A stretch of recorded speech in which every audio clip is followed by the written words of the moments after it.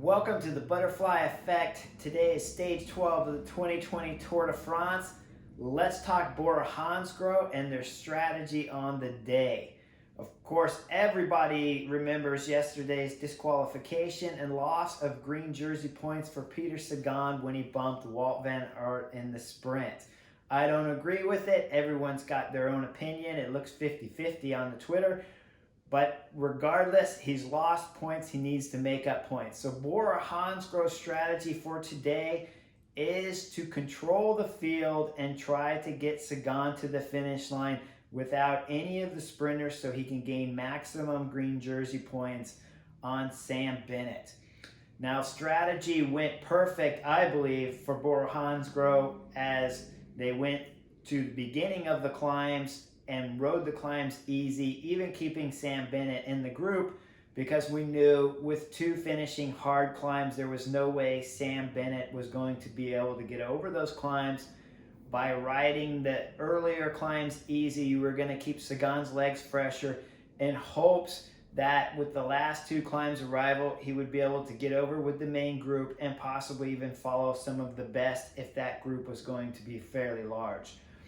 I was quite impressed with their strategy until we got to the last of the climbs, the category 3 and the category 2 climb with about 50K, or let's call it 30 miles from the finish.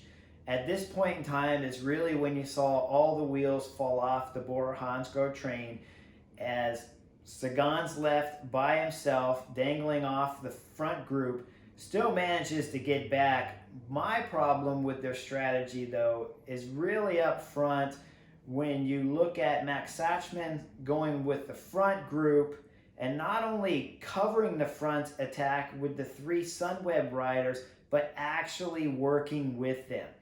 At this point in time in the race, after BoraHansgroh has ridden the front already for 80% of the race, he's got a free card to throw at the Sunweb riders as I'm just here to protect the green jersey. We're riding for Sagan today, and gets a free ride.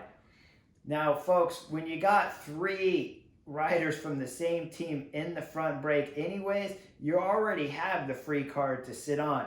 When you're racing for Sagan, going for a green jersey, his 8th in the Tour de France, a record number 8th in the Tour de France, Max has the free card to throw at those Sunweb riders and can throw out a deck of free cards to them if he wants to, but instead chooses to rotate through.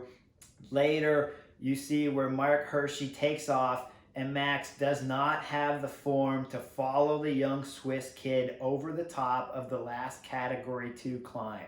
Now, you go back before Max had gotten dropped and you ask yourself, if you had sat on the whole time, could you have been able to follow for that short distance to the top of the climb?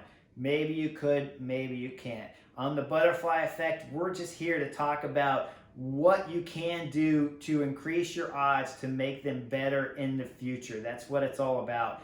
And when you look at his pools, you gotta believe that he might have had the form to follow Mark Hirschi's attack over the top of the Cat 2 climb and then would have been racing for the win.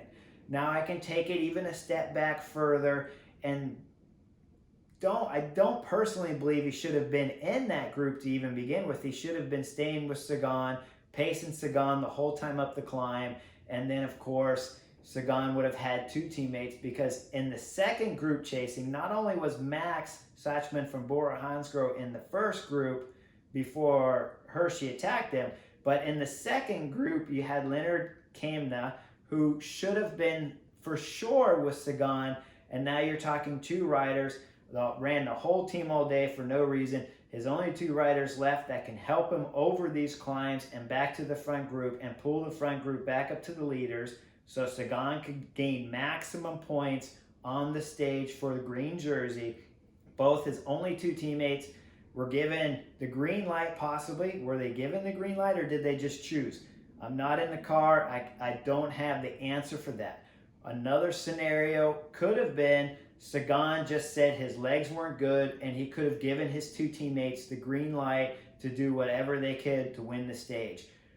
Personally, We're not in the car, so it's very hard to tell. But regardless, they left their team leader.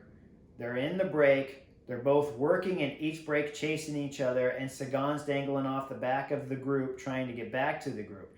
It was a cluster for BoraHansgroh on what had looked like an epic stage of brilliant tactics, full force of the team that could earn Sagan maximum points on a stage that 0 sprinters would have come to the line with him. Instead, he arrives across the line sprinting for 13th place. I think he gained 4 or 6 points. It was so minimal I didn't even bother looking. I'm sorry, I probably should have, but it was pretty minimal. They lose the stage 2. Now let's go back to Sunweb, because Sunweb tactically were brilliant. They sent not just Mark Hershey up the road, but he had Tispanut and Soren Craig Anderson as teammates. The 3 of them drove the pace right away, and you can see where Tispanut is doing the bulk of the work with the ideal that he's going to launch Hershey somewhere on the category 2, and hopefully he can go on to win the stage. We saw that happen. It was a brilliant team tactics, all off the heels of BoraHansgroh. So when they're having dinner tonight, you can believe they're celebrating BoraHansgroh for keeping the race all together for them, and to send their young Mark Hershey, the 22-year-old Swiss rider, up the road to not only win the stage, but keep in mind, and this is the butterfly effect on today for sure, Mark Hershey will be going for the points jersey in the King of the Mountains. Expect to see him in the polka dot jersey very soon. That's my take for stage 12 on the butterfly effect. Hope you enjoyed.